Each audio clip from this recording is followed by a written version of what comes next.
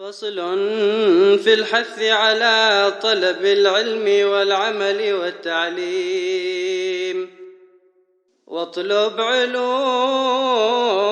الدين وارقى إلى اليقين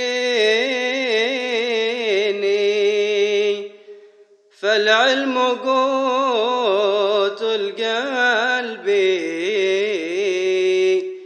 فيه رضاء الرب. الرحمن الرحيم. الحمد لله رب العالمين، والصلاة والسلام على أشرف الأنبياء والمرسلين سيدنا محمد ومن تبعهم بإحسان إلى يوم الدين. وبعد، نوينا التعلم والتعليم والتذكر والتذكير والنفع والانتفاع والإفادة والاستفادة والحث على التمسك بكتاب الله وبسنة رسول الله صلى الله عليه وسلم، والدعاء إلى الهدى والدعاء على الخير، ابتغاء وجه الله ومرضاته وقربه وثوابه سبحانه وتعالى مع اللطف والعافية برحمتك يا أرحم الراحمين يا أرحم الراحمين يا أرحم الراحمين. اللهم إنا نسألك العلم اللدني والمشرب الصافي الهنية وهاب يا غني، وصلى الله على سيدنا محمد وآله وصحبه وسلم. So inshallah, we're still continuing on the sunnahs of prayer. The sunnahs are in the prayer itself, and for this lesson we'll be concentrating on the times in which a person, what in Arabic is called sirrun wa jahran. When should the prayer be audible, loud, and when should it be quiet or secret, as some people translate it. So inshallah, we'll be talking about when each type of prayer should be, and the type of surahs from the Qur'an or chapters from the Qur'an one should be reciting in each prayer, inshallah.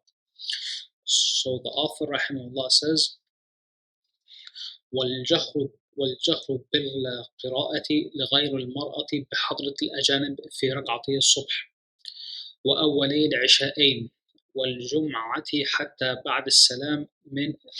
بعد السلام إمامه، وفي العيدين والاستسقاء والخسوف والتراويح والوتر بعدها.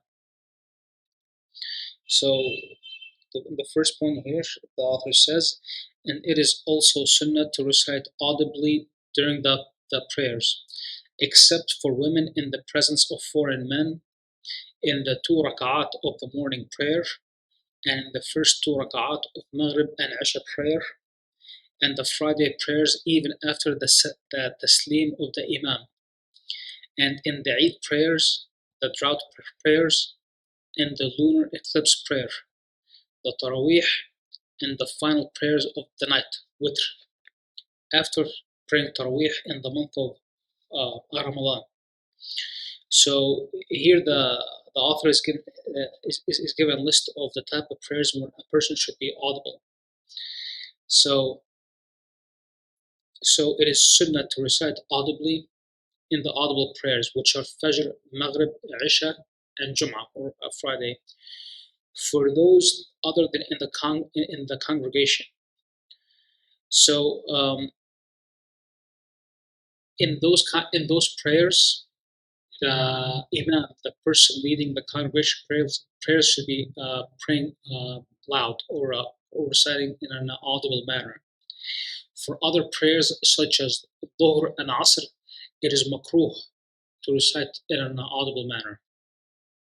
So, and this sunnah it's a sunnah for those other than women, and what the fuqaha called khuntha. So if women or khuntha are praying in a congregation together amongst themselves with no foreign men present, then they can recite audibly. But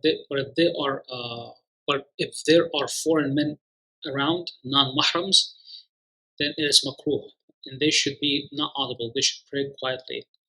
So one thing that we need to define is the word khuntha, which can be misunderstood by some people. And the most correct translation for the word khuntha in English would be what we call an intersex individual. Some people mistake this term to meaning as what in modern days we call a transgendered person, but that is incorrect. In our Sharia, we the idea of being transgender is not a recognized phenomena. So a person is either male or female, no matter what they do, whatever hormones or surgery they get. An intersex person or khuntha in fiqh is defined as someone whose upon birth their gender is not clear. Usually this is told by physical traits. So to put it in a blunt manner, when a child is born, they look at the genitals of the child, and you can define whether it's a man or it's a boy or a girl. If it's indistinguishable, then that's what a khuntha is. It's someone who's neither this or that, and in the future maybe they can be defined. So for those individuals, women and intersex people, they should be when they pray in a congregation, they should not be loud if it's in the presence of non-mahram men. However, as we mentioned, for women and for khuntha, when they pray in a congregation, if they're only by themselves and they're secluded away from men, then they can pray in an audible manner. And the sunnah of reciting aloud, it's a sunnah in the Fajr prayer and in the first 2 rak'at of Isha and Maghrib. The Arabs call Isha and Maghrib al-Isha'ain. So if you ever hear the term al-Isha'ain, it refers to al-Maghrib wal Isha. As well as Friday prayers, it should be audible.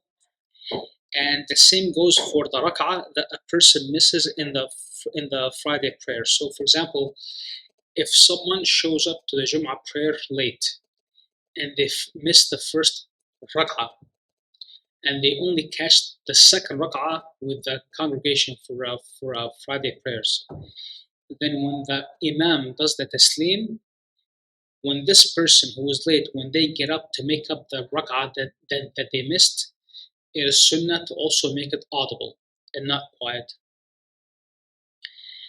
And the same goes for Eid prayers. Eid prayers should always be audible, whether they are prayed on time or whether they are, or even if they're prayed late. If someone misses the Eid prayer and they do it at a later time, no matter what time of day it is, it should always be audible.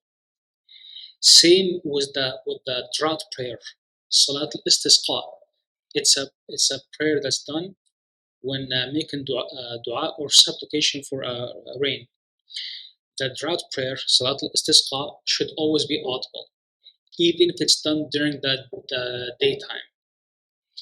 As well as the lunar eclipse prayer. So we have two types of eclipse prayer. There's the solar eclipse and the lunar eclipse.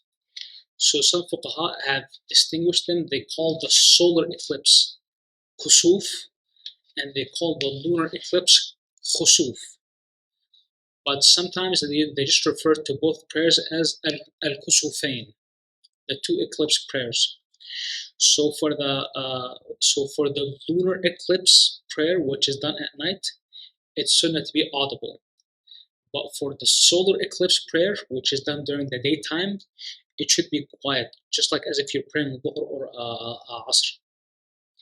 And it's also sunnah to be audible in the Taraweeh prayers, as well as in the witr prayer when it's done in the month of Ramadan. So witr prayer is usually done is supposed to be done at night, and it's supposed to be like not an audible prayer. But in the month of Ramadan, it should be audible. This is even if a person decides to pray witr before Taraweeh in the month of Ramadan, which is allowed. It should also be audible. Also, it's also sunnah to be audible when someone prays the 2 rak'at of tawaf, if it's at night time. So if someone goes on Umrah or Hajj, after they do the tawaf 7 times, which is they go around the Kaaba 7 times, it's sunnah for them to pray 2 rak'at behind Maqam Ibrahim. So if it is done at night time, then it's sunnah to be audible. As for made-up prayers, meaning as if someone misses a prayer and they're making it up, like for example, someone, let's say, fell asleep for a whole day and they need to make up the prayers the next day, or for some other reason they didn't have water. So the ruling on whether to be audible or not depends on the time of the day that the prayer is made up. So for example, if someone misses Isha prayer and the next day at Dhuhr time, they remember that they missed the Isha prayer from the night before and they want to make it up right then and then they should be quiet when they do it. And vice versa. If they missed Dhuhr prayer one day and they remember the next day at night time, example, then the Dhuhr prayer should be audible.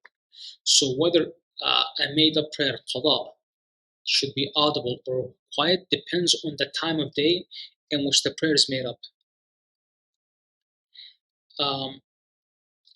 But this is an exception. The exception for this would be the Eid prayer.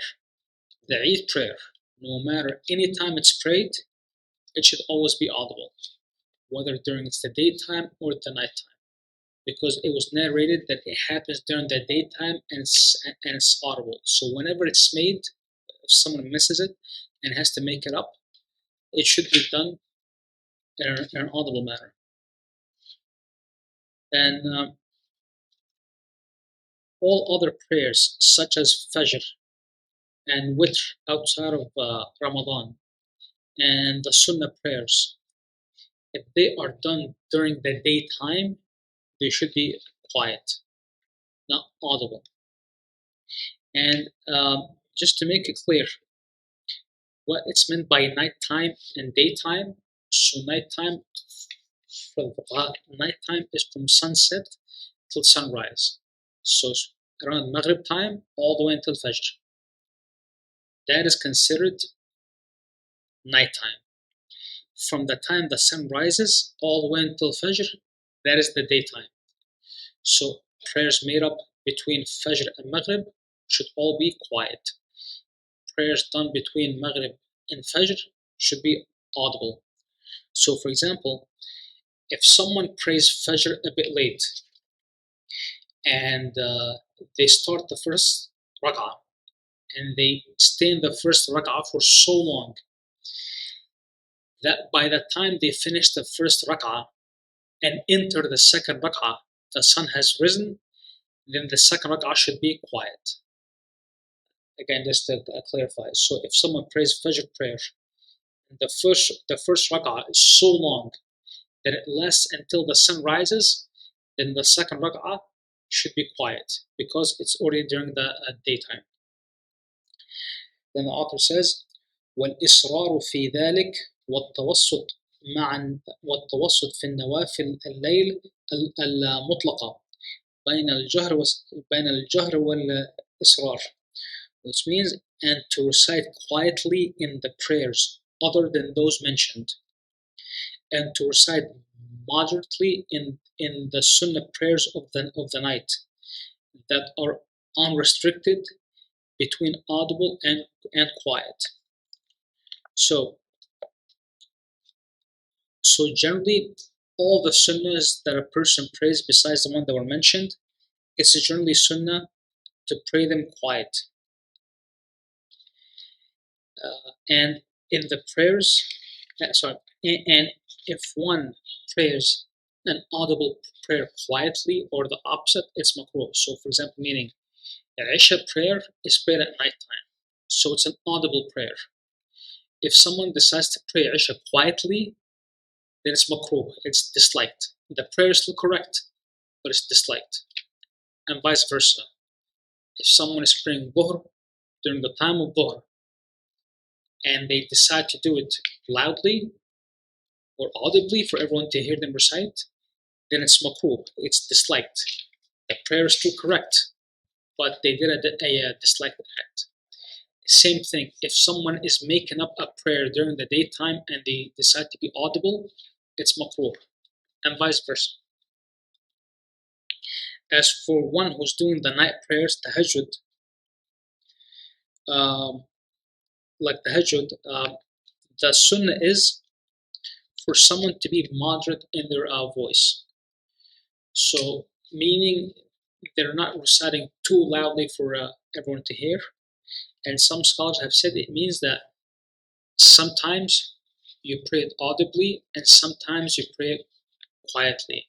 So the prayers that are the sunnah prayers done in the night, they should be with a moderate voice, not absolutely quiet and not absolutely loud for everyone to hear.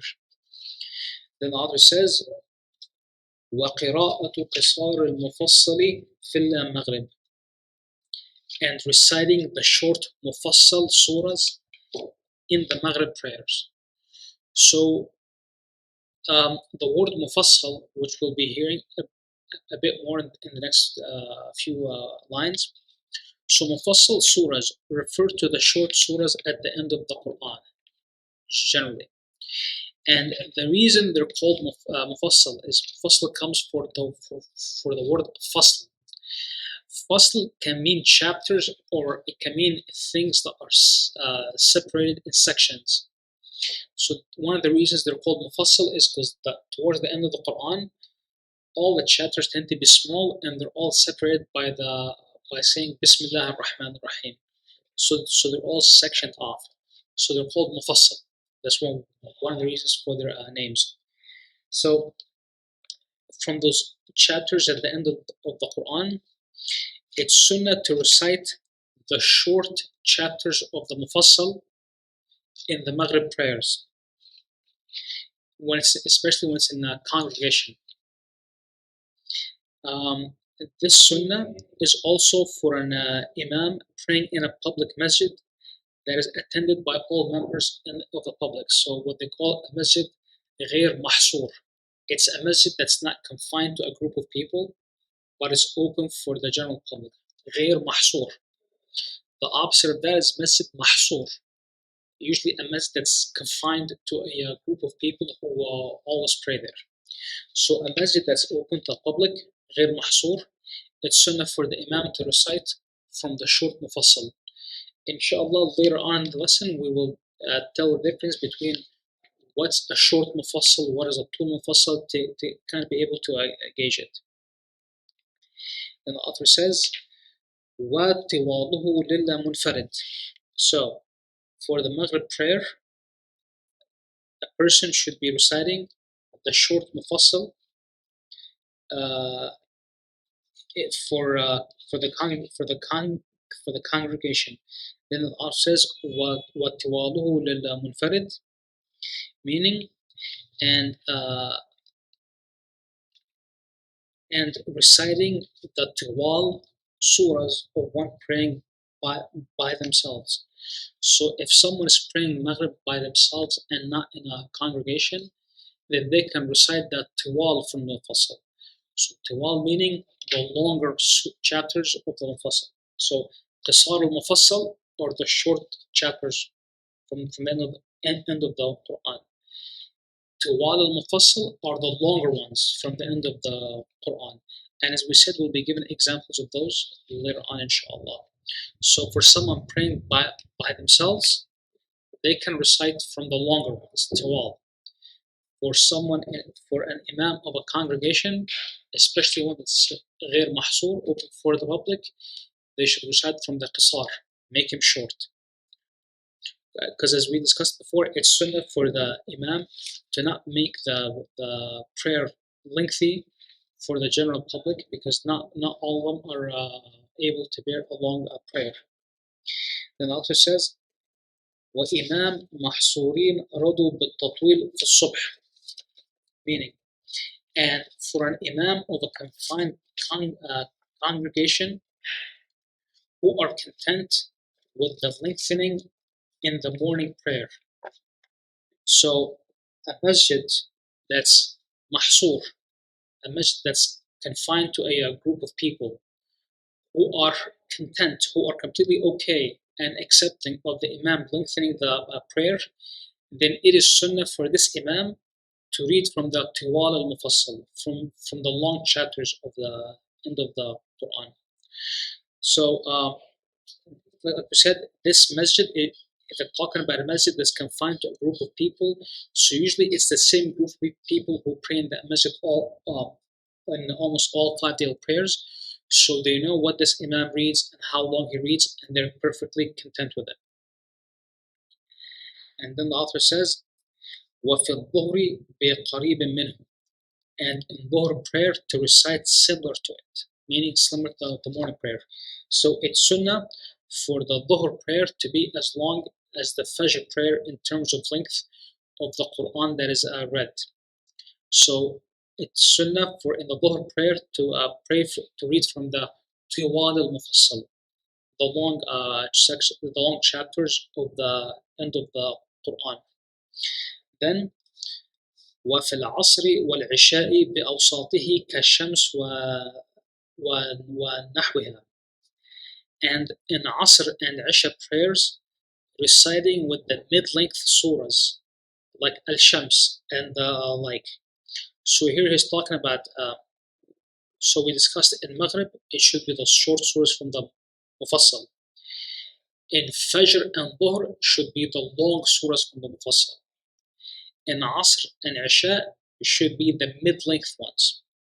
So it is sunnah to recite these mid-length from the Mufassal in the Asr and Isha prayers. So in the famous commentary on this book, Bush al-Karim, the author says that that the person who wrote the matan, who wrote the book that we're reading, defined the mid-length chapters as being like Surah Ash-Shams. And this was from the opinion of Imam Ibn Hajar in his famous book At-Tuhfa. But then just to clarify, he said the most correct opinion as far as what is long, what is short, what is mid-length, he said the most correct opinion is that Tiwal al-Mufassal, the long surahs of the Mufassal, are surahs like Al-Mursalat and Surah Qaf. An example of a mid-length of the Mufassal is like Surah Al-Jum'ah. And an example of short surahs from the Mufassal are surahs like Al-Kafirun, إِذَا جَاءَ نَصْرُ اللَّهِ, and قُلْ هُوَ اللَّهُ أَحَدٌ, about that length. So, if someone is an imam of a masjid that's غير محصور, meaning it's open to the public, everyone prays in it, different people pray in it all the time, the Prophet said this kind of person should always be reading from the short surahs of the Mufassal. So an imam of a public masjid should always, it's sunnah for him to always read from the short surahs of the Mufassal, unless it is narrated in a specific prayer that it is sunnah to recite something else. And an example of that will be given in the next point, which is like the Fajr prayer of Friday. The sunnah is to recite 2 specific chapters of the Quran, one for each rak'ah. So it's sunnah for him to read those chapters even if they're long, even in a public masjid. So the author says in the next point, وفي أولى الصبح الجمعة ألف لام ميم تنزيل وفي الثانية هلا أتى وسؤال الرحمة عند قراءة آية رحمة. So, and in the first rak'ah of the morning prayer of Friday, it is sunnah to recite Alif Lam Mim Tanzil, which is Surah Al-Sajda. And in the second rak'ah, Hal Ata Ala Al-Insan, Surah Al-Insan. And it's also sunnah asking Allah for mercy when reciting a verse of mercy. So the reason it's sunnah to recite those 2 chapters of the Quran on the Friday, on the Fajr prayer of Friday, is because it is a sunnah that the Prophet ﷺ always maintained. And some of the problems we get nowadays is that some people kind of spew the opinion that if something is sunnah and is being done all the time, then it's probably better for the imam to sometimes not do it and sometimes should avoid it. So they would say the imam should maybe once in a while, when they're praying Fajr on Friday, maybe they should not read Surah Al-Sajda wal-Insan. They should read something else, out of fear that people will think that this is wajib, that they have to do this. But our scholars are of the opinion that this is a false way of looking at it. A sunnah should always be maintained all the time as much as possible. And if there is fear that some people will think that an act of sunnah is wajib, then it's the imam's job to teach people that it's not wajib and it's sunnah. And if we say that acts of sunnah, we should avoid them once in a while to make sure people don't think it's wajib, then that would mean most of the sunnahs we do, we should avoid once a while. So if you think about it, just in the prayer itself, every time you say Allahu Akbar aloud, that is sunnah. Every time you say Subhan Rabbil Azim wa bihamdihi in the ruku', that is sunnah. Reciting a short surah after the Fatihah is sunnah. So if someone has the opinion that once in a while we should leave a sunnah behind so people don't get mixed up, then that would mean that we have to leave a lot of sunnahs all the time just to not confuse the people, which is the wrong way to do it. The right way is for the imam or for the da'i to teach the people the difference between wajib and sunnah so they would know. And then he should encourage them to maintain the sunnah all the time. And then,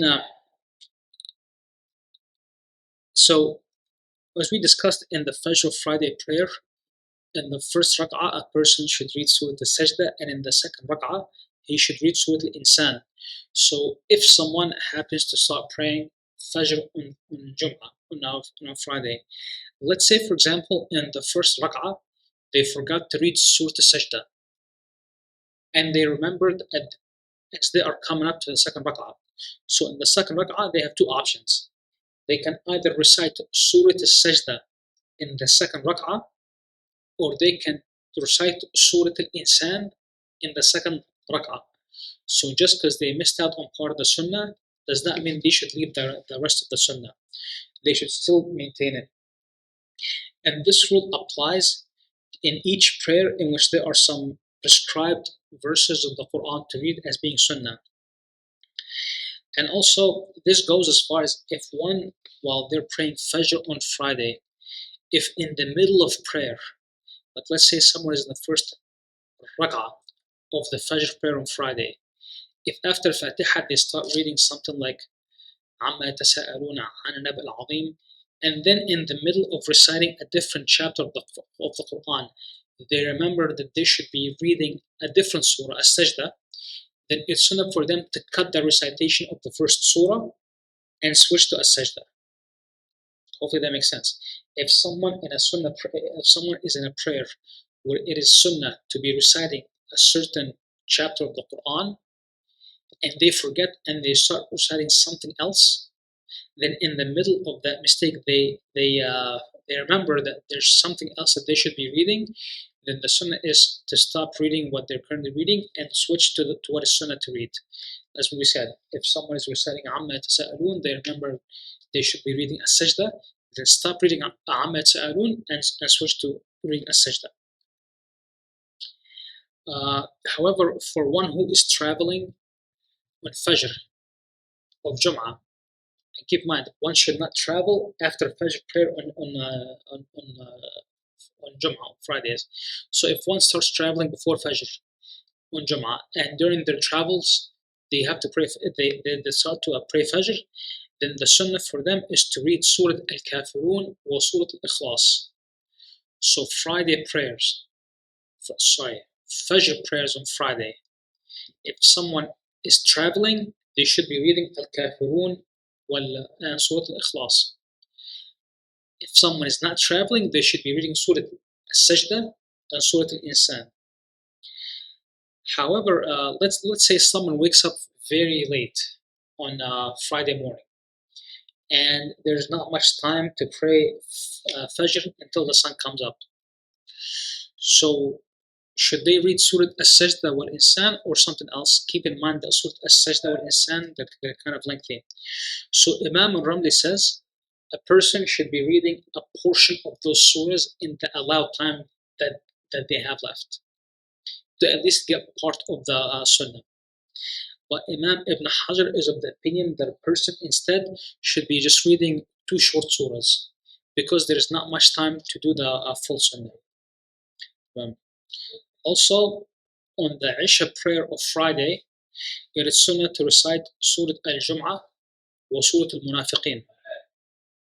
And in the Eid prayers and the drought prayers, Eid prayers and the Istisqa prayers, it's Sunnah to read in the first اقتربت الساعة وشق القمر, and in the second rak'ah to read Surah Qaf. Or in the first rak'ah read Surah Al-Ghashiyah, and in the second rak'ah read Surah سبح اسم ربك الأعلى.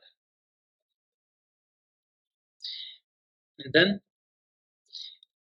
reciting Surah Al-Ikhlas and Surah Al-Kafirun, they are these 2 chapters of the Qur'an, which are very, very short chapters, Al-Kafirun wal Ikhlas. It's Sunnah to recite these 2 chapters in a lot of Sunnah prayers. Among them,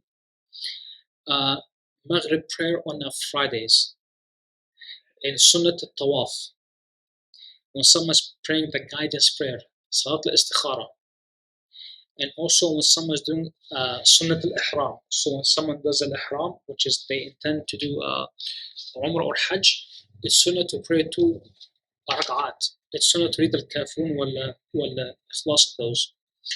Also, when someone's praying Tahiyyat al-Masjid and Salat al-Duha, the 2 rak'at with the intention of traveling, and also Fajr prayer for travelers, as well as the 2 last rak'at of witr. In all those scenarios, it's best to read, and it's Sunnah to read Surah Al-Kafirun and Surah Al-Ikhlas. And one of the things he mentioned, the author mentioned here, it is Sunnah to ask for forgiveness, to ask for mercy when someone is reciting a verse of mercy. So when there's a verse that's asking for mercy, like for example, and at the end of Surah Al-Insan, when the verse says يدخل من يشاء في رحمته, it's Sunnah to say اللهم اغفر وارحم, or اللهم ادخلنا في رحمتك. It's Sunnah whenever you hear a verse asking for mercy, to ask for mercy, with either saying اللهم اغفر وارحم or اللهم ادخلنا في رحمتك. Then the author says, to continue this point, والاستعاذة عند آية عذاب. It's also Sunnah to recite, to seek refuge in Allah when a verse is being mentioned about the punishment of the hereafter. So, for example, if the verse that the Imam recites is وَالظَّالِمِينَ أَعَدَّ لَهُمْ عَذَابًا أَلِيمًا, then a person should say اللهم أعذنا من النار, or say اللهم أجرنا من عذابك. So you should seek refuge in Allah. Then the author says وَالتَّسْبِيحِ عند آية التسبيح. So if there's an ayah or a verse of the Qur'an that's commanding to do tasbih or a glorification of Allah, then you should read tasbih. So for example, if the verse ends with فَسَبِّحْ بِاسْمِ رَبِّكَ الْعَظِيمِ, then you should say Subhanallah al-Azim, or Subhanallah wa bihamdih, or Subhanallah. It's Sunnah to recite a glorification of Allah. And then وعند آخر والتين وآخر القيامة بلى وأنا على ذلك من الشاهدين وآخر المرسلات آمنا بالله. So these are some instances in which some verses, when they read, it's Sunnah to recite some verses, a supplication. So if the Imam recites Surah At-Tin, وَالتين وَالزَّيْتُون, when the Imam says, أليس الله بأحكم الحاكمين, then you should say, بلى وأنا على ذلك من الشاهدين. And the same goes for the last verse of Surah Al-Qiyamah. When the verse reads, أليس ذلك بقادر على أن يحيي الموتى, you should say, بلى وأنا على ذلك من الشاهدين, which means, verily, and I am among those who bear witness. And also at the end of reciting Surah Al-Mursalat, فبأي حديث بعده يؤمنون, you should say, آمنا بالله, we believe in Allah. Then يفعل ذلك الإمام والمأموم ويجهران به في الجهرية. So these supplications we mentioned, when you say بلى وأنا على ذلك من الشاهدين, or آمنا بالله, or seek mercy, ask Allah for mercy, or seeking refuge in Allah, it is sunnah to do this for the imam and the ma'mum, the congregation, and they should say it audibly in the audible prayers, which means at a moderate level, not at an extremely loud level. So also, if